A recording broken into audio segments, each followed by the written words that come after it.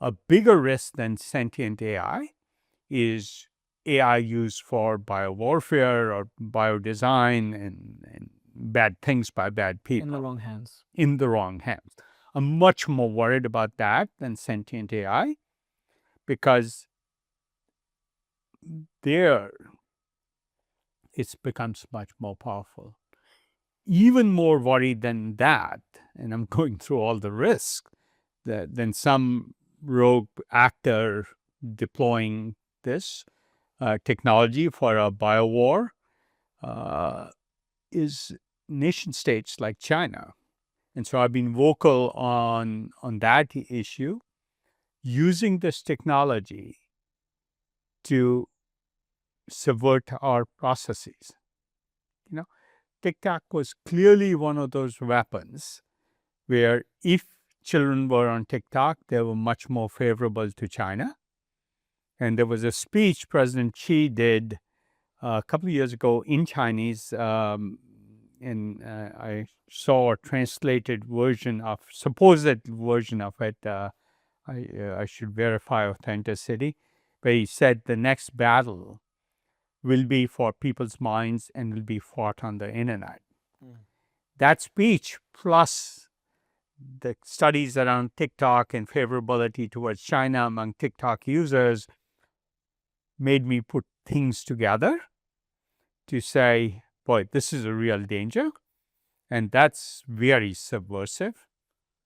But there's even good ways to do it.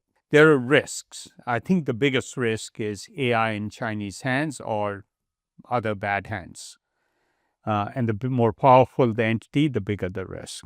China being the most obvious risk. On that point, sorry, Vinod, before we go to the other risks, for me, the reason that worries me less is that it's still within control of humans. You know, you've got nuclear weapons. China's already got nuclear weapons. So, and they can already wipe out most of the population on the planet. So I feel like we've crossed the line where a weapon, whether it's AI or nuclear weapons or potentially a virus as well, in the wrong hands is a risk to us as a species.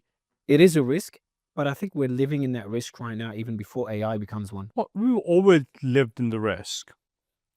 Previous uses of these weapons, nuclear weapons, biowarfare, have been verifiable. So when used, they can be verified. Now, COVID was probably one of those efforts, but not intentional. But if somebody used a nuclear weapon, it's verifiable. AI, when used, may not be verifiable. I think that's why you can have an international treaty on nuclear weapons and nuclear weapon development. Even the development is verifiable. You have a pretty good handle on where Iran is. When it's not verifiable, then you reduce your trust. And I hate to leave the fate of the planet trusting Putin or Xi. Right? So that worries you more than us losing control of that black box we call LLMs. At least my view, given what I'm seeing develop and I think is likely to develop, I worry about China way more. And that's why I've been active on the Hill Valley Forum in Washington, D.C., advocating a tough stance against China. But didn't they ban you from an event one day? Huh? They banned you from an event once, no?